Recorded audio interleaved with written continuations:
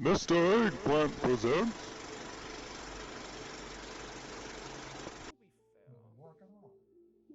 Hey guys, Tyler here, and thank you for checking out this video. We're back here doing some more Mythic Plus dungeon runs for Season 4 of Dragonflight, and we find ourselves this time in Algeth'ar Academy. It's been quite some time since I've posted an Algeth'ar video. So this is going to be a +8 timed run from the current week, so it's going to be the Fortified and also Afflicted week. We don't see that second or third affix, I should say, because we're not doing a 10 or higher. And this is going to be a very fun key, and it's going to be a very quick one too. So I am the Lust in my group, so I'm going to go ahead and let Tipsy grab everything up, and I'm going to precast that Dismiss Pet and use my Lust at the last second, and then I'm going to get stuck on a tree branch there, and then we're going to go to town on these lashers and all the bugs, all that stuff around the Overgrown Ancient. So we opted to go Overgrown Ancient, then Crawth, then Vexamus, just to make sure we could lust 2 of those, and then we didn't end up lusting Echo of Doragosa because we absolutely annihilate this key. We do it in like 17 or so minutes. So this is a +8, and we're all Drexit Plus members. We have Rend with us as well. She did an amazing job healing for us on her Mistweaver Monk. We have Tipsy tanking on her Brewmaster Monk. We have almost all the flavors of Monk in this run. And then we have the DPS crew of myself on my Marksman Hunter, Oddwin on his Ret Paladin, and of course Barry on his Balanced Druid.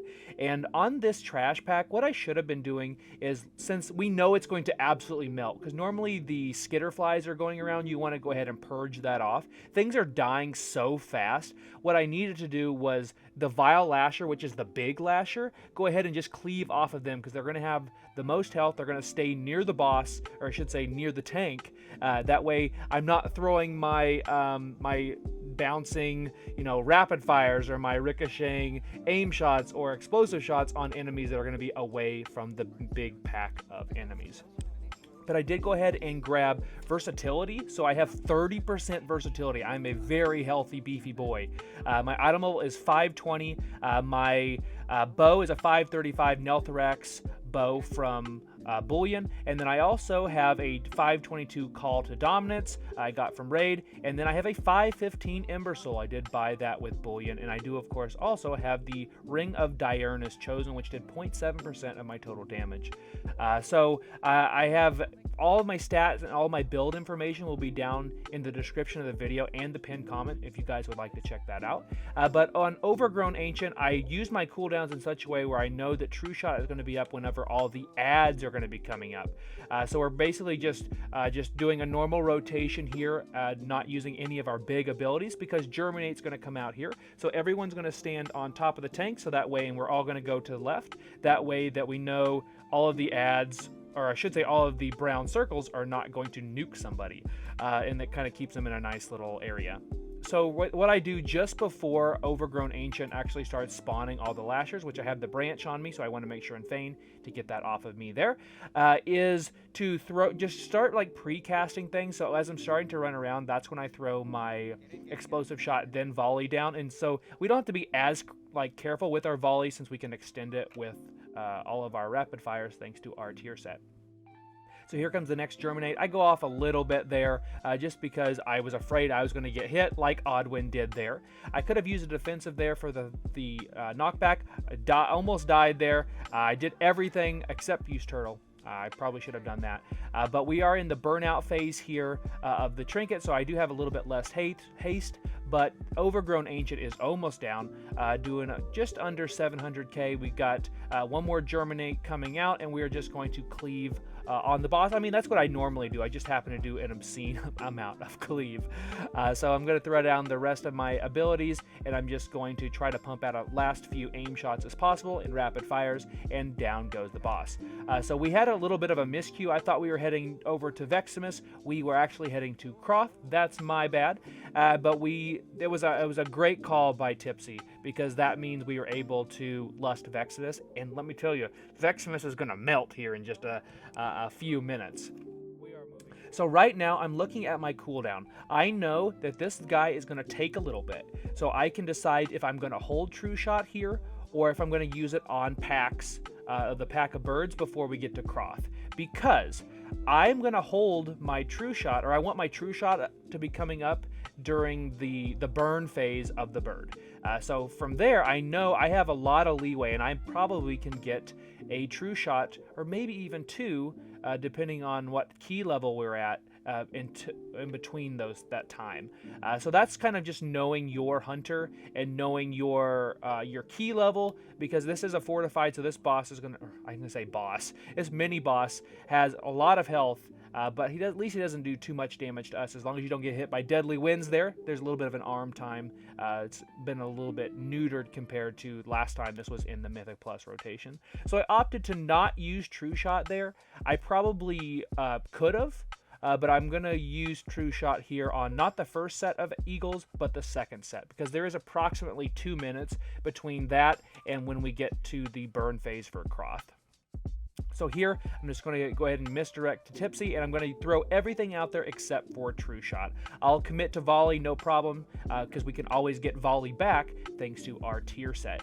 And then just speaking of other parts of my build real quick, I have all the way up past Diminished Returns on Haste now because of the Embersoul, the Embersoul trinket. That's the best way to go about using it. That way, when you're not hitting, I'm going to go use my True Shot here and just throw down all of my abilities. I'm going to throw down my to get Volley, and then I'm going to extend Volley with every one of those rapid fires. Do some pretty crazy damage there, even on like 5 packs. But that's the best way to deal with that burnout, because after you use the trinket, you do hit that burnout phase where you lose all of the amount of haste the trinket provides. So the easy way around that is to have about 34% haste. That way you don't even notice, because you're still going to be at 30% haste thanks to Diminished Returns whenever you're in the burnout, which is not a big deal, and I didn't even notice it. And the way we are with secondary stats right now, I'll be honest, it doesn't matter. Like, we have so many secondary stats. In fact, in this run, I am about 400 total stat, regardless of what it is, of secondaries from being to DR on every one of them. Part of that is in part thanks to the Mark of the Wild, so I guess that doesn't technically count as DR because it just gives you a flat percent, as does the flat percent of Versatility. But I'm basically up to DR at almost every one of my secondaries. It's absolutely crazy. I don't know that I've ever had this much raw power on my Marksman Hunter before, and I even played during the times of corruptions back in BFA. So here I have about 30 seconds left on my True Shot. I'm going to make sure not get nuked here by the fire there. And we're just going to hold, I'm telling my group this, I'm just going to hold my cooldowns until we get to the burn phase. So on Crawth, what we end up doing is I'll throw everything out except for True Shot, even Volley, because you don't want to miss out on that extra damage there. But what I will do is I'll hold everything, or I should say I'll throw everything except for True Shot. I'll avoid the frontal there, but we'll take 3 of the deafening screeches. I can take 2, no problem, particularly on a fortified week. I can take 2, no problem. And then the third one is where I'm going to use my survival of the fittest, where I'm taking 40% less damage. So here comes the next screech. I usually follow that up with an exhilaration if I need to, but we have 2, and then we're getting ready to gear up for our burn phase. And I have my my pre-pot I'm going to use as well. I guess it's just a pot at this point. But Crawth is at 60%. We're going to have the third set of circles come out here in just a second. Barry and I are going to try to nuke ourselves. I'm going to go ahead and use my defensive, and I'm going to go ahead and just start sending everything because we're going to kick that last orb, and then we're going to go to town on the boss and watch the boss's health. It just starts to melt. Unfortunately, we did have Awakens out, and we are going to get caught by them. I have no idea where they are. I don't see them on my screen. They're maybe behind me, but maybe in front of me as well. But we're going to get hit with the, I think it's even the double. Yep, we got hit with the double. They must have been, no, they were right in front of the boss. You can see them right there. There's their little bodies. So unfortunately, we are very slow with our rapid fire, and we're back. All right, so we had that happen a couple times in this run. You know, it is what it is. And plus, I'll be completely honest, myself included, we have been playing, or at least my guild has been playing, a lot of Mop Remix, and that definitely does get you out of the Mythic Plus mindset. So if you're doing something completely different on a completely different character, for example, over the last 3 or 4 days and going pretty hard over the weekend, you make mistakes, and I thought everybody did a really great job in this run. So nothing to be worried to be upset about, particularly when you're doing one of these keys in like 17 minutes. So we are pulling everything honestly backwards that I'm used to, and I don't know where there is a good spot for the worm that you guys see that we're about ready to pull. What I should have ended up doing is run straight through the mob, go over there where I normally do. That way you can bait that vicious ambush, because vicious ambush will always pick the farthest enemy, assuming you don't outrange it. I'm going to try it over here because I'm not sure if this is going to count. I probably could have got down there a little bit lower, but I got caught, and I got caught out. Didn't count, so unfortunately that Ravager is going to shoot his Rift Breath into the ground, so I guess it didn't matter, as Ren said. We did have another ability go off there. I didn't even see what it was. That's something that I could have interrupted, though. It was most likely Mana Pulse or something. They're all very, very similarly named. But you want to try to not have that breath be casted at all. So Vicious Ambush went on Oddwin because he was apparently farther away than I was. So there's the Rift Breath. So this is where I should have been, because what you do when Rift Breath, say that 3 times fast, it starts to cast, it puts a circle around you, and then you just hide around the corner, and then it doesn't move, it doesn't cast. And it makes everybody's life so much easier, including my own. So here we're just going to continue to throw down everything. I know, I'm looking at my true shot, I have 1.5 minutes left since I did use it on that last pull.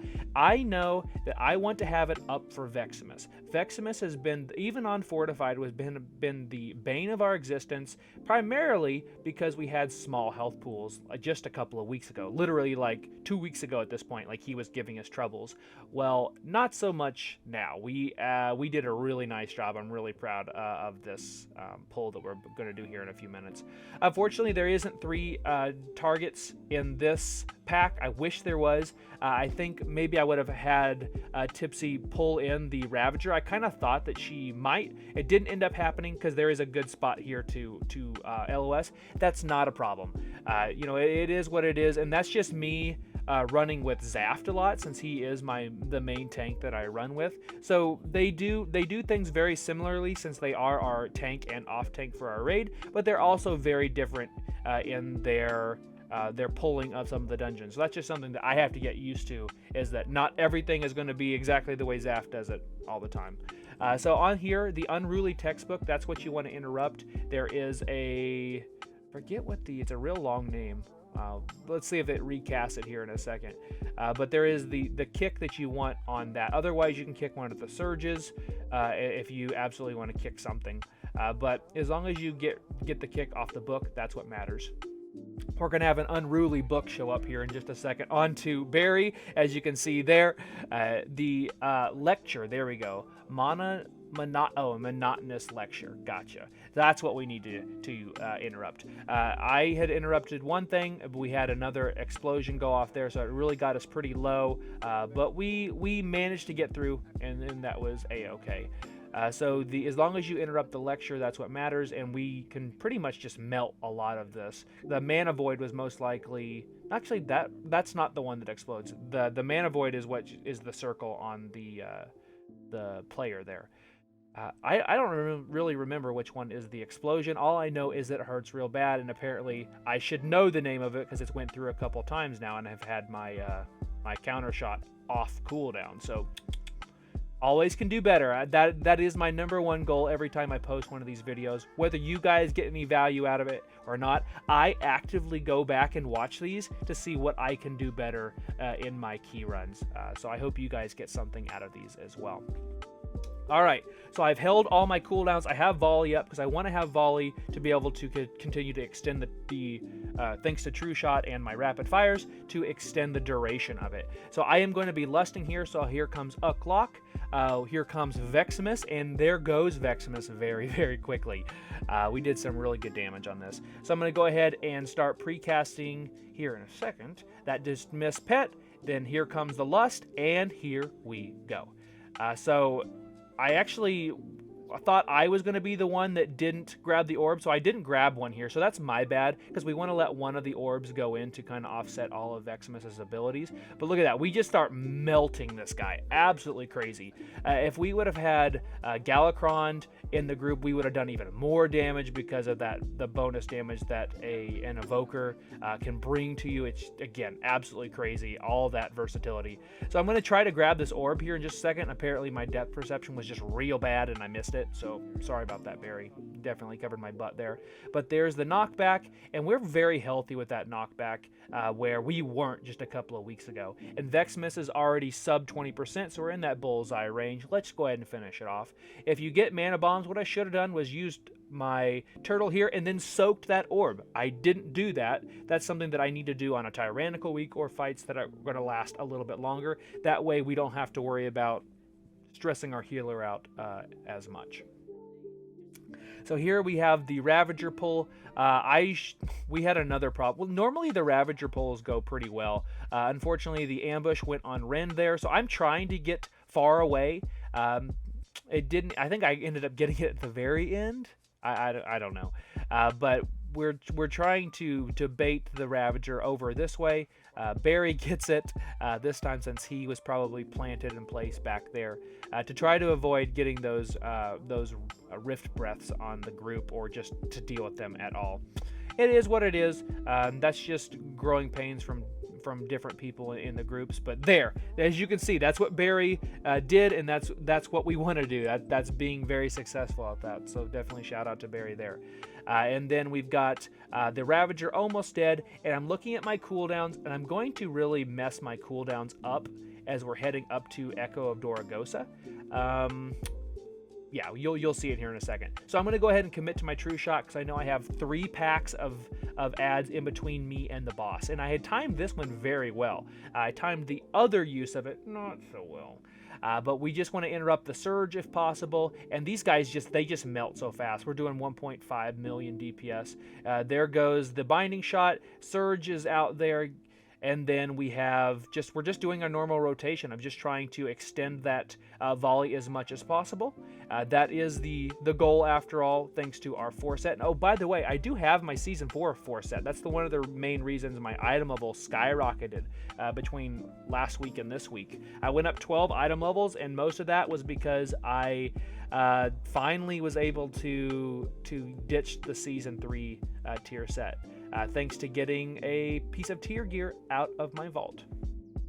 So alright, so we are just past the halfway point on this key. We're already, we are so moving, so fast.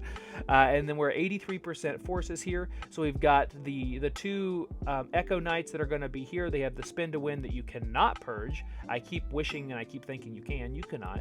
You have the Invoker there. You want to interrupt the missiles, because that will pop your tank like a pimple. It'll pop your DPS or your healer like a pimple even more, as well, as there was one targeting my healer, and I did not like that. So other than that, the Astral Bomb, if you get it on you, you can just run it out. It's not as big of a priority interrupt as the missiles, particularly on Fortified week, because it doesn't just attack your tank, it attacks anybody.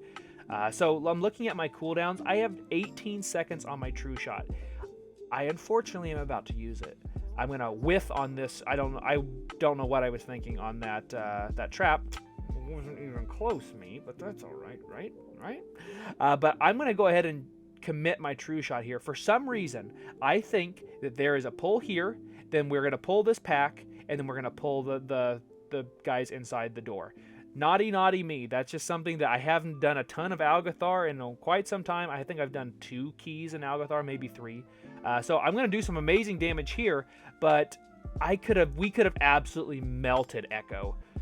Absolutely melted her. That just goes to show you how strong marksman can be if you're using your like a 2-minute on-use cooldown, or you have your 3-minute on-use cooldown with your true shot, and you have volley up, and you have your pot, or you have like a PI, or you have a lust coming up. I don't have either of those last two, but you can just do crazy damage, and you can pop off for 600 or 700k very easily, like without getting Omega lucky on a lot of these bosses. So that'll be really good for Tyrannical Week, and I'm really excited to get back in there. Mop Remix has kind of dampened my guild's desire to do keys, which is okay. I mean, that I totally get that. That's how it works. But I hope that we'll be able to push some more keys. Maybe we can try some other groups. I don't really want to pug, but I have some other people that I can try to do some keys with, and hopefully we'll see some and hear some other names or voices here on the channel. All right, so we're already 80% on Echo, so I didn't burst very well, and I should not be on the other side of that portal. That's my bad, and that's just really bad positioning. And honestly, my positioning was not very good in this entire pull. I kept apologizing, and that's why this Afflicted is all the way back here.